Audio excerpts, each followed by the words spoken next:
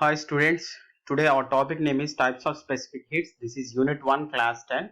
So in this class we are going to cover these topics. They are definition of the heat, definition of specific heat, types of specific heats, specific heat at constant volume, specific heat at constant pressure.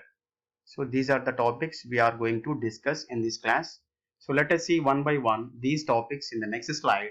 So first we should know about the definition of heat. Already we have discussed the definition of the heat in the previous class. Once again listen, all of you listen the definition of the heat. So here how can we define a heat? See here, heat is a form of energy. It is a form of energy which transfers spontaneously from body at higher temperature to body at lower temperature. It is a form of energy which transfers spontaneously body at high temperature to body at low temperature. So this is a definition of the heat. So SI unit of the heat is watt or joule. 1 kilowatt hour is equal to 3600 joules.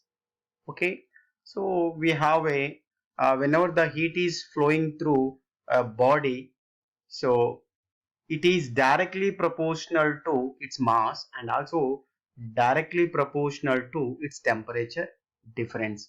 We have two note points. So one is when heat supplied to the system, if we supply the heat to the system, that supplied heat is directly proportional to its mass and also directly proportional to its temperature difference. See here, according to this statement, we can write it as Q proportional to M,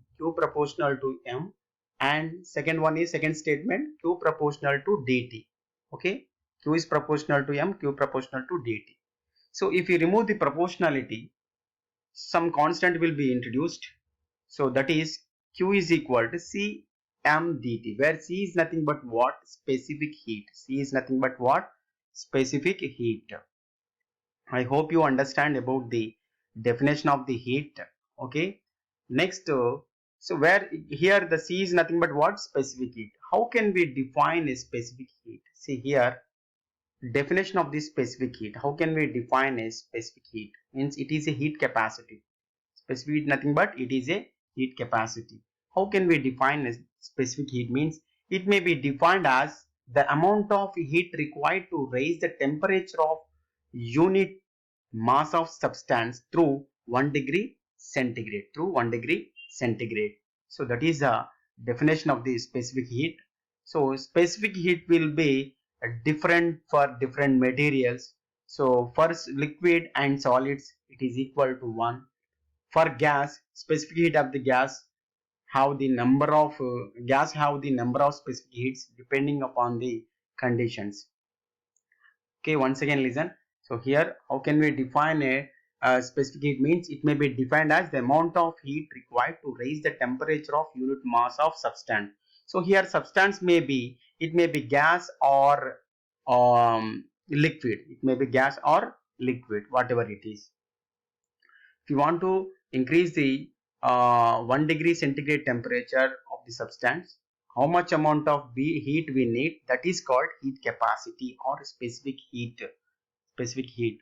So specific heat will be different for different materials. So for liquids and solids, the specific heat will be 1. A gas have the number of specific heats depending on the conditions. So basically we have two types of specific heats. They are specific heat at constant volume, that is CV, specific heat at constant pressure. So let us see specific heat at constant volume.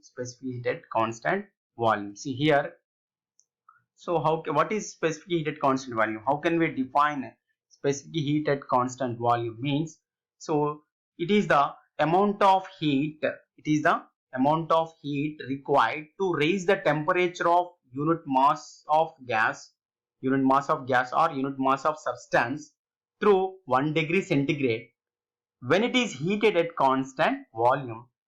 That is called specific heat at constant volume. It is denoted by CV. It is denoted by CV. It is denoted by CV. If we heat the gas at constant volume, see here, so how much amount of heat we need to raise the temperature of the unit mass of substance or unit mass of gas through 1 degree centigrade, that is called specific heat at a constant volume. It is denoted by CV. It is denoted by CV. So here, whenever the gas is heated at constant volume, see here we are heating the gas at constant volume.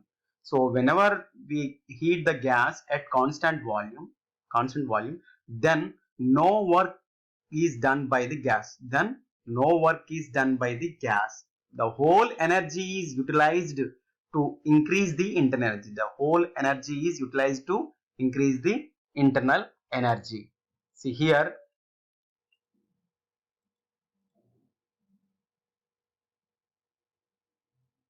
So whenever the gas is heated at constant volume, then no work is done by the gas. Whole energy utilized to increase the internal energy.